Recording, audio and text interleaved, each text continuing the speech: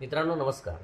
आयुष्यातल्या छोट्या छोट्या गोष्टीत समाधान मानून आपण हसायला शिकावं. कारण कुणास ठाऊक मोठ्या गोष्टी मिळेपर्यंत समाधान आणि हसू टिकवता येऊ शकेल की नाही.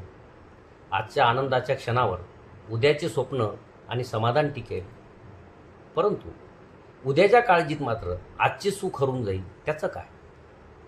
येणाऱ्या प्रत्येकच व्यक्तीचे तत्त्वज्ञान हे वेगवेगळे असते.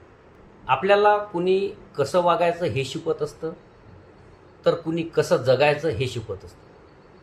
आयुष्यात आपण ज्यांना ज्यांनाही भेटतो त्या प्रत्येकांनाच भेटण्यामागे आपला काही ना काही हेतू हा असतोच असतो. काही लोक आपल्या आयुष्यामध्ये आपलीच परीक्षा घेण्यासाठी येत असतात, तर काही जण मात्र बऱ्याच गोष्टी आपल्याला शिकवूनही जात असतात. काही जण आपला नुसताच वापर करून घेत असतात, तर काही विशेष लोक मात्र आपले सर्वोत्तम व्यक्तिमत्व घडावे यासाठी आपल्याला कारणीभूत देखील ठरत असतात. देवासमोर उभं राहूनही आपण काय मागतो यावर आपलं व्यक्तिमत्व, आपले विचार ठरत असतात.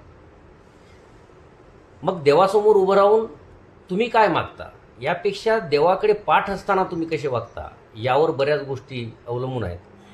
माणूस हा बोलण्यातून नव्हे तर वागण्यातूनच खऱ्या अर्थाने कळत असतो. मित्रांनो, चांगले कर्म आणि चांगले विचार जर तुमच्या मनामध्ये नेहमी असतील तर तुम्ही मंदिरात नाही गेलात तरी चालेल, परंतु तुमच्या हृदयातल्या मंदिरात जर अंधार असेल तर तुम्ही जगाच्या कुठल्याही मंदिरात गेलात, कितीही दिवे लावले तरी त्याचा आपल्याला काही उपयोग होणार नाही. आयुष्यात आपण किती खरे आणि किती खोटे आहोत हे फक्त दोघांनाच माहीत असते, ते म्हणजे एक परमात्मा आणि दुसरा आपला अंतरात्मा. मित्रांनो, आपले कर्म कितीही चांगले असू द्या, ही दुनिया आपल्या दिसण्यावरून आपली किंमत ठरवत असते. आणि आपलं दिसणं कितीही चांगलं असू द्या, निसर्ग आपलं कर्म ओळखूनच आपल्याला तसे फळ देत असतो. साधेपणा हे अंतिम सौंदर्य आहे. क्षमा ही परमशक्ती आहे. नम्रता हा सर्वोत्तम युक्तिवाद आहे.